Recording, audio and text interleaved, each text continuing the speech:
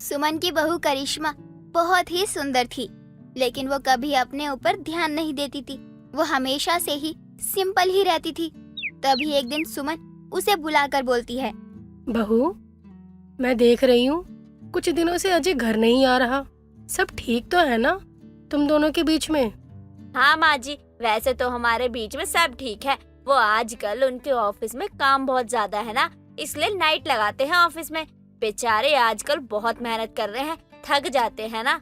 वो सब तो ठीक है, ऑफिस का काम तो होता रहता है, लेकिन वो तुझे फोन करता है या नहीं?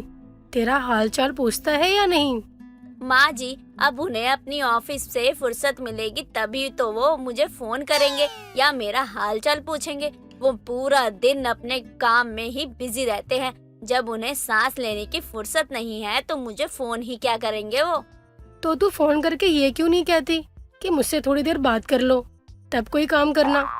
अभी तेरी नई नई शादी हुई है, इतना करना तो तेरा फर्ज बनता है ना। माँ जी, अब काम के समय उन्हें परेशान करना अच्छा नहीं लगता है, इसलिए मैं भी नहीं करती हूँ। हे भगवान, अब इस पागल लड़की से मैं कैसे पूछूं कि इसको और मेरे बेटे के बीच में सब कुछ ठीक है या नहीं? मुझे पोता पोती का मुंह देखने को मिलेगा भी इस जन्म में या नहीं? माँ जी, क्या हुआ? आपने ये सब पूछने के लिए ही मुझे बुलाया है क्या? मुझे घर में बहुत सारा काम है, जल्दी बताइए, कुछ और पूछना है या मैं जाऊँ? तुझे कहीं नहीं जाना, बस जब देखो घर का काम करती रहती है। अरे तुझे इस घर की बहू बना के लाई हूँ, कोई नौकरानी नहीं। तू घर के काम के अलावा थोड़ा अपने पति पे भी ध्यान दे दिया कर। पता चले वह कहीं और किसी के लफड़े में पड़ जाए और तू घर के काम ही करती रह जाए। माँ जी, अब क्या करें? मुझे तो कुछ भी समझ नहीं आ रहा है। मैं जा रही हूँ, बहुत सारा काम है। करिश्मा अपनी सास की कही किसी भी बात को समझ नहीं पाती और वहाँ से चुपचाप चली जाती है, जिस पर सुमन अपने सर पर हाथ रख लेती है और खुद से बोलती है, हे भगवान, कैसी बेवकूफ है ये। मैंने इसे इतना समझाया लेकिन इसे समझ में ही नहीं आता। ये तो अभी भी घर के काम में पड़ी हुई है। अब मैं इसे कैसे समझाऊं कि घर के काम नहीं बल्कि पति पे ध्यान देना जरूरी है इसे।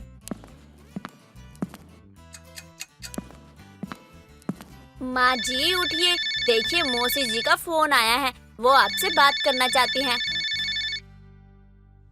हाँ छोटी, बोलो कैसी हो तुम? घर में सब ठीक ठाक है ना? हाँ दीदी, मैं ठीक हूँ। आपको बताने के लिए फोन किया था, मेरी बेटी काजल आपके शहर एग्जाम देने आ रही है और कुछ टाइम आपके वहाँ पर रुकेगी, तो आपको कोई दिक्कत तो नहीं है ना? ये तुम कैसी बात कर रही हो छोटी? ये घर भी तो उसी का है ना। उसे भेजने के लिए तुझे मुझसे पूछने की कोई जरूरत नहीं है।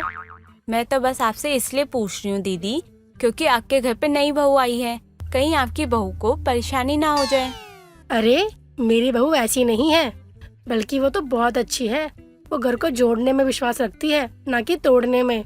जब कोई हमारे घर में आता है ना तो उसे बहुत खुशी होती है।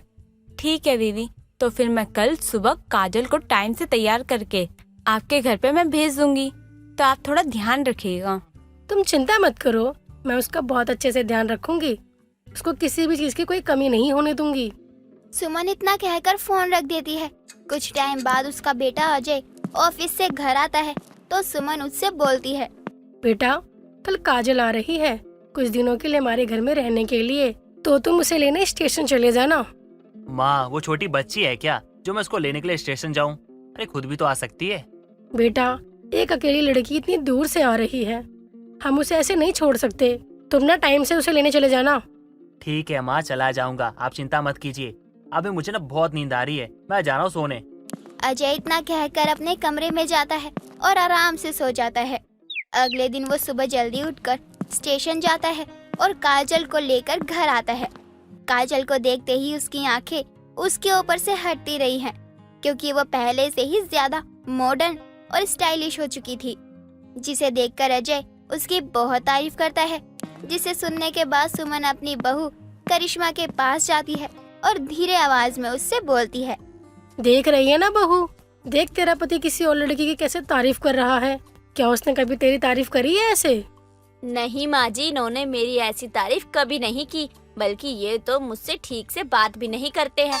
रात में देर से आते हैं, सुबह जल्दी चले जाते हैं, दिन में ऑफिस की वजह से फोन नहीं करते हैं। तारीफ करना तो बहुत दूर की बात है। तुझे पता है वो ऐसा क्यों करता है? क्या तूने कभी जानने की कोशिश करी? नहीं माँ जी, मुझे नहीं पता कि वो ऐसा क्यों करते हैं, क्योंकि बात तो वो मुझसे बहुत अच्छे से करते हैं। उनकी बातों से तो ऐसा नहीं लगता कि वो मुझे पसंद नहीं करते। मैंने कब कहा बहू कि वो तुझे पसंद नहीं करता?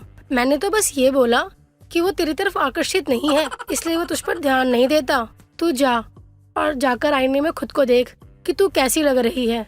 और आजकल की लड़कियां देख कितना मेकअप करती हैं, हीरोइन बनकर घूमती हैं, और एक तू है कि एक सिंपल सी साड़ी में रहती है। तो तेरा पति तेरे पे क्या ही ध्यान देगा? बात तो आपकी सही है माँ, लेकिन मुझे काजल से जलन करने की क्या जरूरत है? काजल तो उनकी बहन है ना। बहू मैं इसलिए नहीं कह रही कि ताकि तुझे जलन हो, मैं इसलिए कह रही हूँ ताकि तू थोड़ा सा अपडेट हो जाए। अगर तू भी आजकल की लड़कियों की तरह बन सवर के रहेगी ना, तो तेरा पति तुझ पर ध्यान देगा, तुझसे प्यार करेगा। तू बस काम करती रही हो और तेरा पति कोई और लेके चला जाएगा, फिर तो रोती मत आइयो मेरे पास। नहीं नहीं माँ जी, ऐसा मत बोलिए। मैं अजय जी से बहुत प्यार करती हूँ, मैं उनको किसी और के साथ नहीं देख सकती। मुझे आपकी समझाई हुई सारी बातें समझ में आ गई है। आज के बाद मैं अपने ऊपर अच्छे से ध्यान दूंगी और आजकल के लड़कियों की तरह बिल्कुल हीरोइन बन के रहूंगी। बहू वो तो वक्त बताएगा कि तुझे मेरी बात कितनी समझ में आई और कितनी नहीं। मेरा काम था समझाना, उस पर अमल करना तेरा काम है और तेरी मर्जी।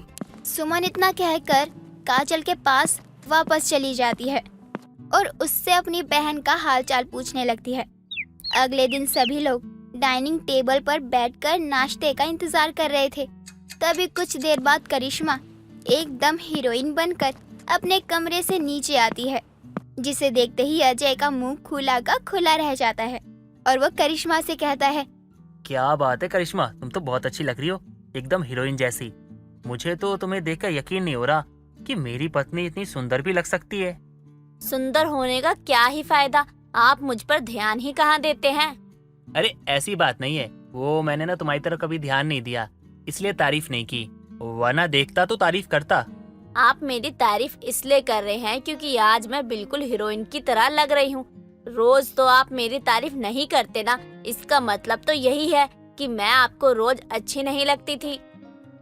ये बात तो तुमने बिल्कुल सच कही है, मैं झूठ नहीं बोलूंगा, लेकिन सच में पहले तुम्हें देखता था ना तो कोई फीलिंग नहीं आती थी, लेकिन आज तुमको देखने के बाद फीलिंग क्या, प्यार भी आ रहा है। तुम ना हमेशा ऐसे ही रहा करो, बहुत अच्छी लगती हो। करिश्मा की सास की कही सारी बातें बिल्कुल सच हो जाती है और उसका पति अजय, जो कि उससे कभी सीधे मुंह बात तक नहीं करता था, करिश्मा के हीरोइन की तरह सजने संवरने के बाद उसका दीवाना हो जाता है।